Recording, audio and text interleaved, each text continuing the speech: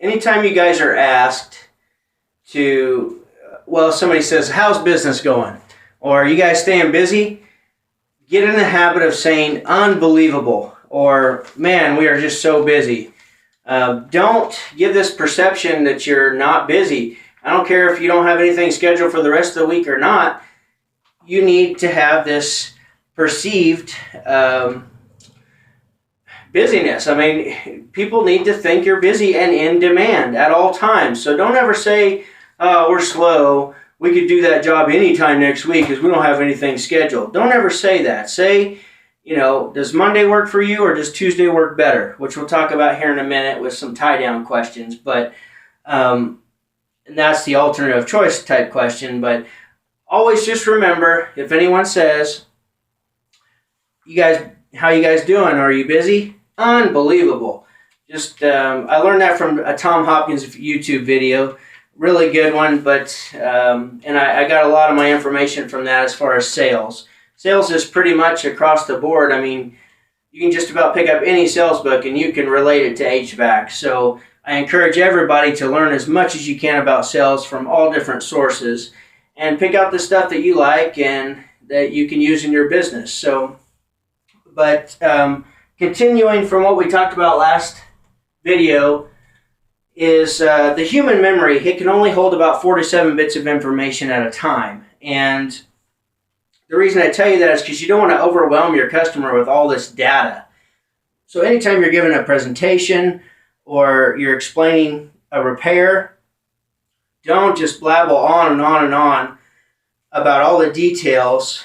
They normally don't want to hear that anyhow. Now, if they do want more information, they'll ask you more questions, and by all means answer them, but you just don't want to go overboard when it comes to explaining things. So another interesting thing is that customers remember a lot in the beginning when you start talking to them, whether it's a presentation or a repair, and they remember a lot at the end, but they tend to forget a bunch of the information in the middle. So in order to solve that, you just want to ask them, Mrs. Smith, would it be all right if I took notes while we're talking here?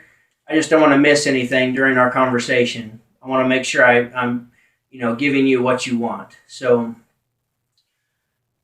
basically, no one's going to care. So take notes, or don't even ask. Just take notes. And about halfway through your presentation or halfway through what you're talking about, just do a brief summary of what you've already talked about. And what you'll find is 50% of the time, they misunderstood you or you misunderstood them. And so that helps to keep everybody on the same page so you're getting the same results to solve the same problems that they want solved and to give them what they want. So a midpoint summation. Just summarize what you've been going through.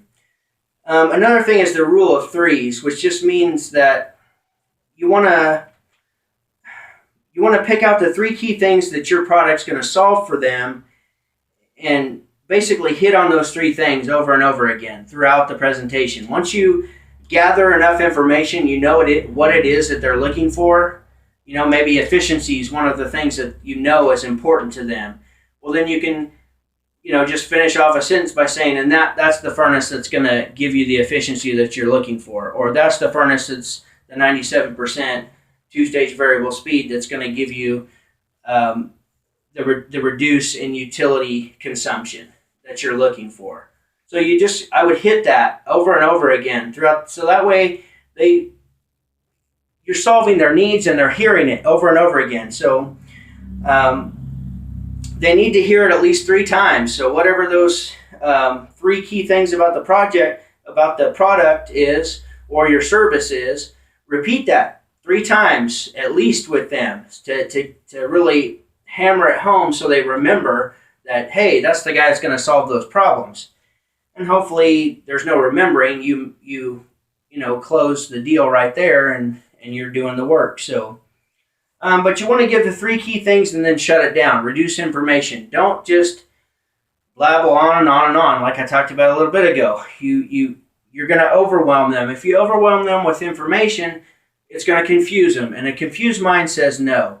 You confuse the customer, they're going to shut down and not know that you're the right fit for them. So if they ask more questions, answer them. If they don't, then, sorry about that, guys. If they don't answer any more questions, then, or if they don't ask any more questions, then they have enough information. You don't need to keep going on and on and on about it. So, and one thing I'll throw in here is that anytime, whether you give them a price for a repair or a price for a replacement, anytime you get a yes, don't keep babbling on and on about this or that, because you're going to wind up sticking your foot in your mouth. You just want to schedule it and let them know what to expect, and then get out of there. Don't just keep talking, because you'll wind up saying something that, maybe triggers a bad emotion, and you want to avoid doing that. So, and then that you get into client fears, which we'll talk about in just a moment. So, let's see. Tie down or anchor questions. So a tie down or anchor question is a question that demands a yes answer. So a good example of that would be, if my unit breaks down and I need service at 7 o'clock at night, are you guys going to come out and take care of it if I let you install this?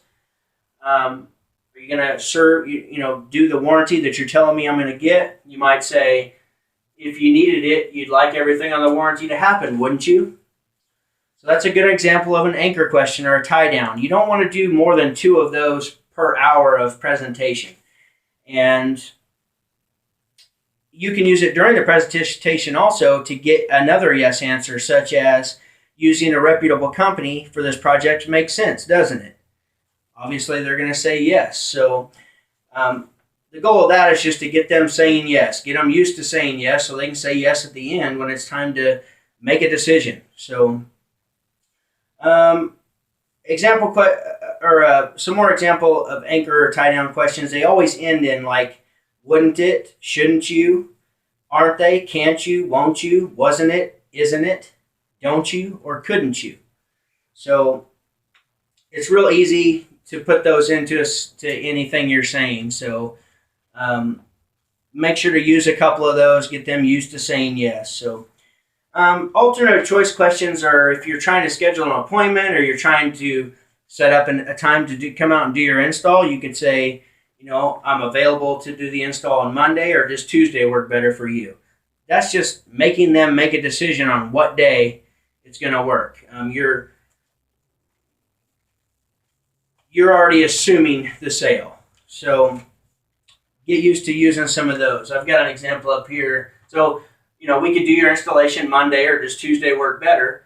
Or maybe if you're setting up an appointment, a bid, you could say, well, I'm available to meet you at 3, or does tomorrow work better? Give them an alternative choice and let them make the decision. So another one would be, would you like to meet at our office, or would your place be better for you? Just some more examples. Then they have a porcupine question, which is more so, kind of a tie-down anchor question, but it's answering a question with a question. So if somebody says, could you install it tomorrow?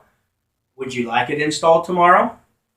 Do I get the Nexia thermostat with that? Would you like the Nexia thermostat with that? Do I get the 5-inch filter rack with that? Would you like the 5-inch filter rack with that? Get them to say yes. Obviously, they're going to say yes. They're asking for it. It's just another way to keep the yeses going. So let's see. That's the power of 3s. Got all that. Now let's move on to client fears.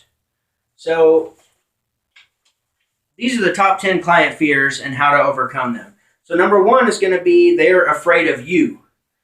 They're afraid of being sold. Maybe they've had a bad experience with a salesman, a pushy salesman, and they don't want that. And they're not interested in that. So basically, you don't want to sell them anything. You're just there to advise. Become an expert advisor. You're not a salesman. So you're just giving them options and giving them advice on which system they need to go with to meet their needs. You're not there to sell them anything. That's important to have that mindset, because even ourselves can have a bad mindset of salespeople. Fear of making a mistake. And basically, that's just, maybe they hired a contractor before you to do some other type of service, and they were promised a bunch of things that they didn't get. So now they have this fear that they're not going to get what you're promising them. So in order to overcome that, you've got to cover all of their fears. Just every single thing you can think of, maybe from past sales experience, from different objections. You want to cover all those things even up front before you even get to the end where they're asking you questions. So cover those and overcome their fears. So they're afraid of being lied to. That kind of goes to what I was saying earlier. Maybe they were promised that it was going to be finished on a Wednesday and it took them a month to finish the project. Well, just be extremely honest and truthful to overcome that. So if you've got a job and you think it's going to take you 3 days, don't tell them it's going to be done in 2.5. Tell them it's going to be 3 to 3.5. You're better to underpromise, over-deliver than to overpromise and underdeliver. If you underdeliver, you're not leaving a good impression with the customer. So go ahead and shoot a little long on your time or whatever that may be, just to cover your tail. So they're afraid of incurring debt. Number 4. They don't, maybe they've got a payment. Last time they bought that vehicle and they got into the payment and that really broke them. They were just vehicle poor. They had to make that payment every month and it was a struggle. So they're afraid of making this payment. They don't want to get into that same situation that they used to be in. So they have this fear. So you've got to make sure that they understand and realize the value of what you're selling.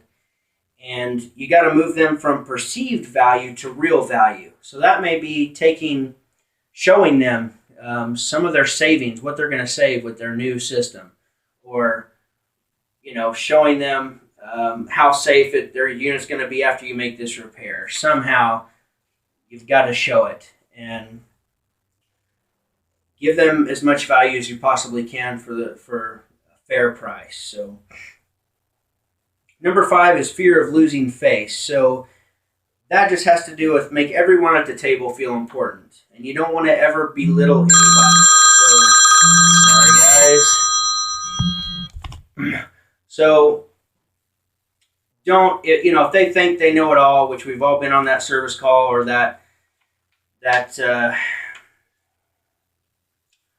presentation where they just think they know it all. If they know so damn much, I don't know why they called us in the first place, but you can't talk down to them and make them feel any less. You just got to agree and smile and say, yeah, this is how we do it, and just be nice about it. But number 6 is not being empathetic. You have to show empathy towards the customer. Maybe they're in a tight situation financially and this is the last thing that was on their mind, to have to replace their system. So show empathy. If you don't show empathy and put yourself in their shoes, you're not going to build that trust with them, and they're going to have this fear that you just don't understand their situation. So number 7 is they are afraid of the unknown. So throughout the process of the sale, you've got to be as informative as possible. Obviously, there's that fine line. You don't want to overload, and be as educational as possible. Make sure you can answer all their questions. Number 8 is a bad past experience. We've all had this, no matter where it is, whether it's a fast food restaurant or a roofing company or a plumber or whatever the case. We've all had a bad experience with customer service at some part in our lives. So, the bad past experience, they're afraid of making another bad decision. So you've got to make them feel secure, however you can. The way we do that is we emphasize our warranties. We're going to take care of you. Let them know and feel assured and have that peace of mind that they're taken care of if they go with us. And you got to mean it. So prejudice, which just means that their parents or somebody that they know overwhelmed them and they just couldn't go ahead. So that could be somebody talking in their ear. Well, my brother's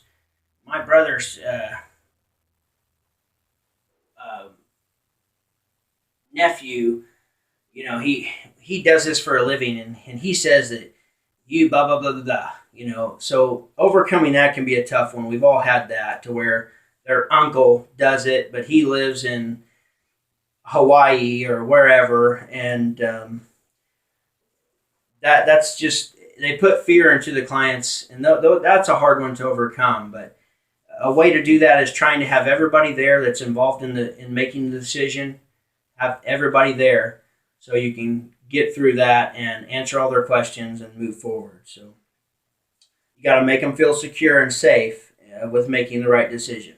And number 10 is the fear of words. And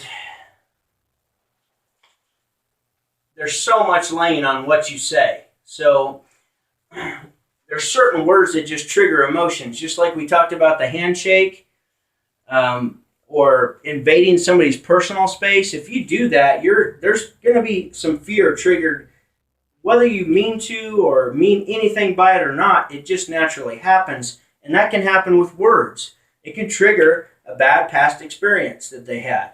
So instead of saying sell or sold, you want to say, so that would be like, well, we sold your neighbor this system and they've been really happy with it. Don't say that. You want to say, we got your neighbor involved with our company and this is the system that they picked. Or we helped your neighbor acquire this system and they've been really happy with it. Don't say you sell or sold. Cost or price. Instead of saying, your total cost is, or the price is going to be $500, you want to say your total investment or your total amount will be $500.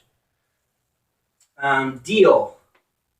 You don't want to use the word deal. That automatically triggers that car salesman maybe that he sure did us a deal, and maybe he didn't. Maybe he screwed them. So you don't want to trigger that bad emotion by using the word deal. So instead of deal, you'll use opportunity or transaction. So I've got an opportunity for you instead of I've got a great deal for you. Down payment. Down payment. You don't want to say down payment. Use the words initial investment or amount, or initial amount. So your initial investment will be $2,300.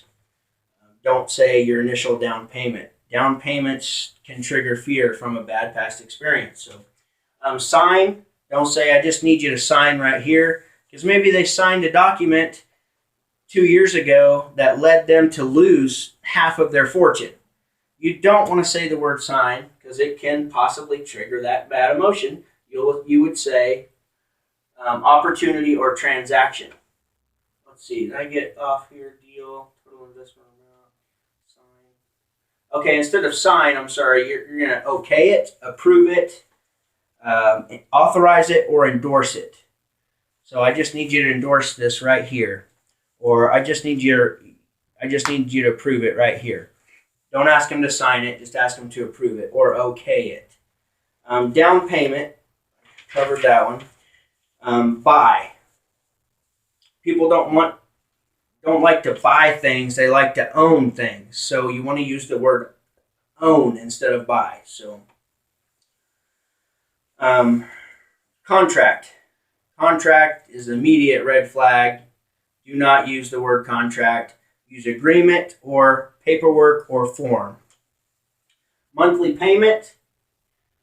We offer financing, so we do have monthly payments, but I would never use the word monthly payment. I'm going to say monthly investment or monthly amount.